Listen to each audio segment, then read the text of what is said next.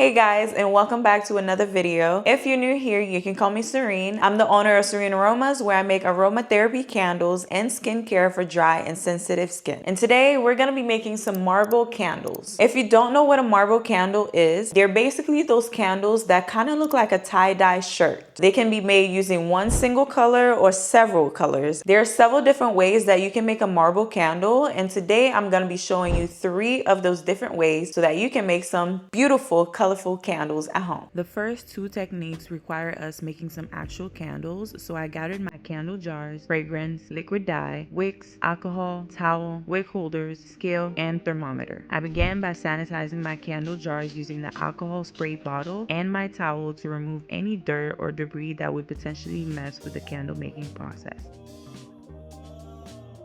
Once I was done with that, my jars were super clean and see-through, which is exactly what I wanted. Next, I work on securing my candle wicks to the bottom of each jar using my wick stickers.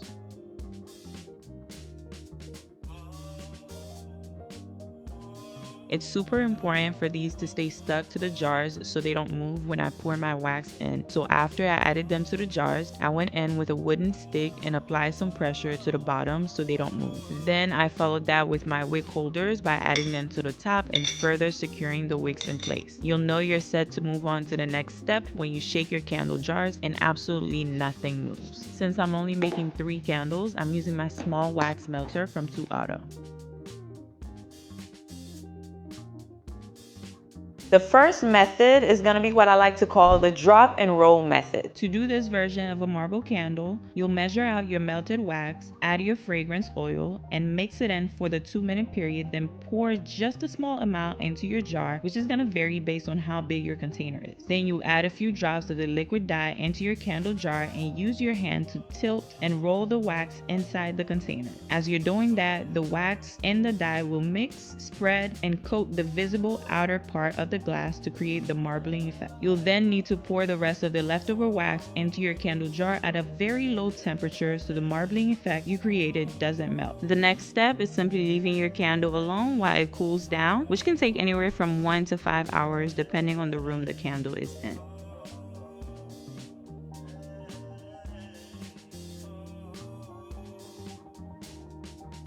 Following that, we have the swirl method. This method is probably my favorite because I feel like I have a little bit more control when mixing the color into the wax. It's also similar to the first method where you be measuring out your melted wax along with your fragrance oil. The difference though is you be pouring your whole candle into the jar. You have to let this cool down to the point where the candle starts getting white and foggy at the bottom.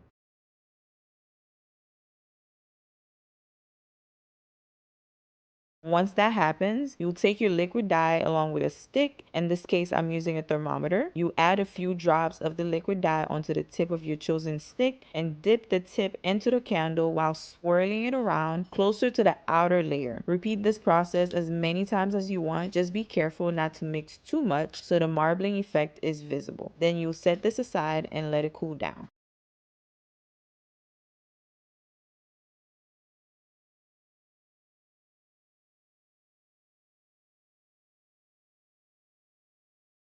And last is going to be for those of you that have a pre-made candle but want to add a little bit of color into it. This is going to be what's called the poke method. I made this candle and let it completely cool down, and now I'm using a thermometer stick to poke some holes onto the edges of the wax closer to the jar. If you want the color to be visible through the whole candle, make sure the holes reach the very bottom of the candle jar. I repeated this a few more times before putting a few drops of the liquid dye into each hole I poked.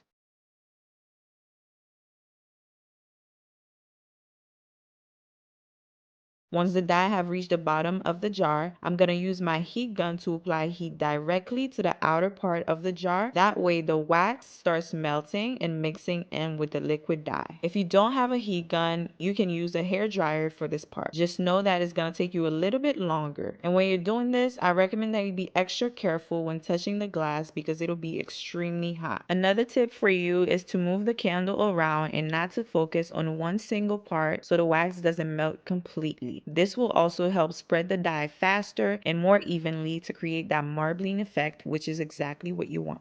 Once you're satisfied with how your candle looks, you'll also need to let it cool down for the effect to completely set in.